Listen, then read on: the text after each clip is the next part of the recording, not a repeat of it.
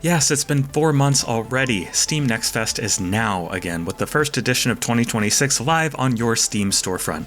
And as always, there are so many Next Fest demos available that you'll need some dedicated software or the Dewey Decimal System to sift through it all. Is the Dewey Decimal System still a thing? I don't know, and it doesn't matter. What matters is that we're here to help you parse through what's worth playing during Steam Next Fest, starting with a list of 20 really cool looking indies that you might want to check out. Before you do though, don't forget to support real people that make real things at patreon.com/idreamofindiegames, where your new indie gaming community is waiting for you. First on the list is Tides of Blazefall, a seafaring RPG seemingly aimed to mix vibes of Sunless Sea and Disco Elysium while also describing itself as a narrative deck builder that shifts your combat capabilities with the current of your decisions and moral ideals.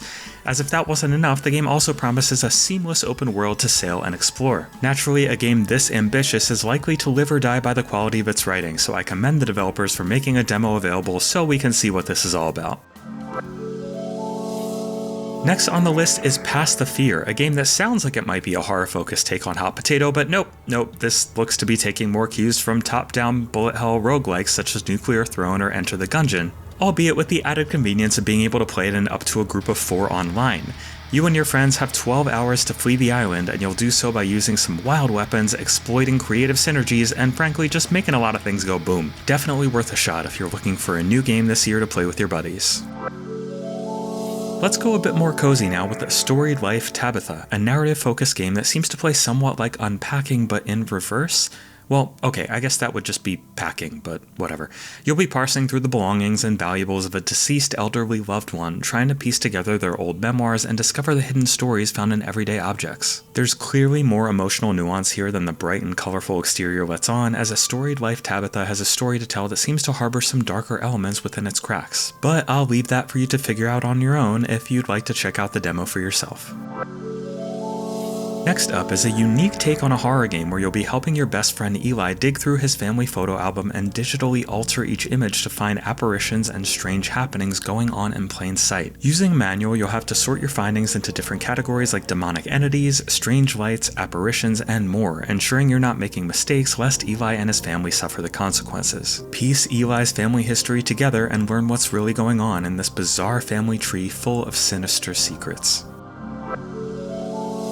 It's a wonder we haven't seen more medieval historical fiction along the lines of A Plague Tale, and 1348 Ex Voto looks to be filling in that niche while being an entirely different experience altogether. 1348 Ex Voto puts you in the shoes of a young knight named Aeta, who must journey across Italy to save someone who I think might be her lover given the LGBTQ+ tag. I'm sure the discourse online about that will be extremely mature and respectful. The Steam page isn't especially clear on it, but I'm totally down for a gay medieval love story if so, especially when that love interest is voiced by the ever-talented Jennifer English. Yet unlike A Plague Tale, this is not a stealth game, instead focusing on cinematic swordplay that will presumably appeal to folks like myself who are into the modern niche of melee combat game that is resolutely not a Souls-like. Please, more of these, and check out this demo because the game looks pretty dope.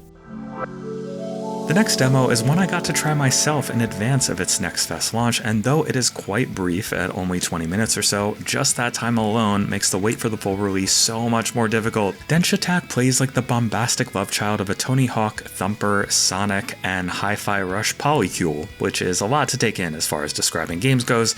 It's also a lot to take in while in motion, but makes its demands of you both surprisingly reasonable and devilishly tricky in a way where failure always felt like my fault.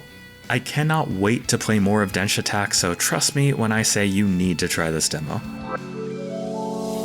Now, for a game you can play with friends. Far Far West is a 1 to 4 player cooperative shooter taking place in a cartoonily fantastical rendition of the Wild West, and is by Evil Raptor, the same developers as Pumpkin Jack and Akimbot. Each run will have you adapting on the fly, customizing gear and weapons, and combining spells to take on more and more powerful waves of enemies. While back in town, you can upgrade everything and pick new perks to become the greatest robot outlaw in the West. Gather some friends to check this one out for some chaotic cooperative fun. One of my most anticipated demos of this next fest is for Echo Generation 2. Having recently reviewed the original game and finding it pretty good, but with lots of room for improvement, this sequel takes a deck-building twist that makes the whole affair look like a major step up. This outing also features some stunning new environments filled with the same deliciously detailed voxel art as the original, as well as that same Stranger Things-esque coming-of-age sci-fi horror vibe that you know and love, with seemingly some cyberpunk sprinkled in. Either way, I look forward to finding out more and giving this ambitious sequel a try for myself. A brand new Scott Pilgrim beat-em-up wasn't on my 2026 bingo card, but I can't say I'm disappointed to be wrong. Scott Pilgrim is back in Scott Pilgrim EX, a brand new adventure where Scott and Ramona Flowers take on Toronto's 3 rival gangs: the demons, the robots, and of course, the vegans. Attack your foes in delightful pixel art style, alone or with your friends in split screen or online co-op. And though you can try the demo now, you won't have to wait long for the final product, which hits Steam on March 3rd.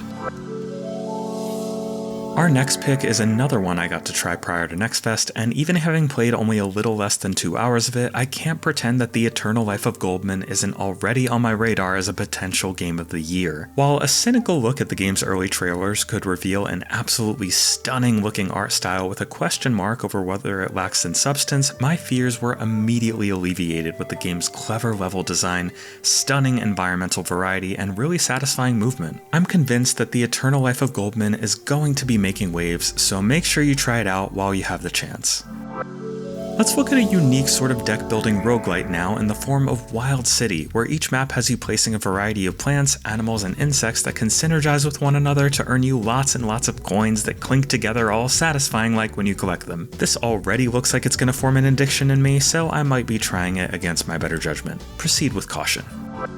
We have yet to see much horror on this list, so let's now talk about Paperhead, okay, well, not quite a horror game, more a horror-themed boomer shooter taking place in a world of cute cardboard cutouts where something terrible has clearly happened. All forms of wild violence, and use your pencil not only as a weapon but as a means to get around, like drawing doors to kick down. There's a lot of potential here for boomer shooter fans, so make sure you check this one out.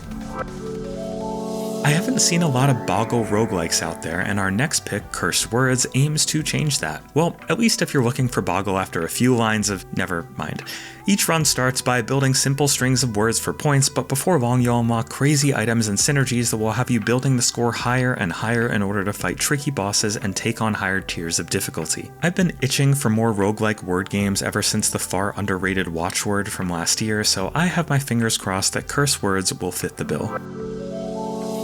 Let's stay in roguelike territory for now and take a look at Bloodletter, a dreadful looking deck builder full of creepy medieval art that has you playing as a purveyor of dubious remedies to heal corrupted townsfolk and banish the evil entities that reside within them. The art style here is bonkers, taking on a medieval sort of cosmic horror, and I am absolutely here for it. Check out the Bloodletter demo while you can, and keep an eye out for its full release sometime later this year. I know, Deadliest Pigeon looks incredibly janky, but there is no way Next Fest is hosting a game about a pigeon with a machine gun and a grappling hook without getting my attention. I have to at least try it. I'm guessing some of you do too. Deadliest Pigeon looks exactly as it sounds, which is insane, bloody, unnecessarily violent, and a perfect fit to put on my wishlist and check out on a night where I want to turn my brain all the way off. Sorry, I had to. Let's throw some representation on this list out to cozy games now, because Find Your Words looks absolutely lovely. While the game takes place at a bright, cheerful summer camp you can explore at your leisure and get to know charming characters in, the core message of the game aims to show how people communicate in ways beyond just speech, and was created by 2 dads inspired by their non-speaking kids' journeys into using augmentative and alternative communication. We all need a little extra wholesome these days, and Find Your Words looks like just the ticket. I guess we're sticking kind of with cozy because Waxheads describes itself as a cozy punk narrative sim where you'll work in a charming but struggling record store recommending records to customers and getting to know a variety of interesting characters in an emotional but uplifting story. It's clear a tremendous effort has been put into the art and overall vibe of Waxheads, and though I'm hardly a record collector myself, it's hard not to want to try it just for its charming underdog spirit. Give it a look in the demo and check out the final game when it releases May 5th, 2026. Our next pick is one I threw on my wishlist as soon as I saw it because just look at it. Bounce Castle is a turn-based tactics game that just oozes style and papercraft charm, and slinging your characters around its boards in physics-based mayhem adds a unique twist to a genre that's usually pretty damn focused on its grids. Alas, not here. I'll be giving this one a go myself, for sure. I love the art style of Gunboat God 2, rendered in mostly black and white but with vivid, colorful backgrounds to contrast the action. This satisfying looking shoot 'em up has you playing as the titular Gunboat God. You'll shoot enemies, dodge bullets, and make lots and lots of things explode. I'm definitely ready to embrace this snappy indie's chaotic look, and am eager to try the demo and hopefully check out the full release when it heads to Steam on April 13th. And last but in no way least on the list, we have PakinPaks, a cozy puzzler where you'll pack luggage with cats. Customize your cat Bonbon and help pack suitcases full of unusual items held by clients with bizarre and charming personalities. This looks like a very good cozy time and a nice chill experience to pass the time this winter. That's all for now, folks. Hope you all have a great Next Fest. Let us know in the comments what you tried, what you liked, and hey, even what you didn't like. And keep it with us on I Dream of Indie Games for honest and comprehensive coverage of the indie gaming space.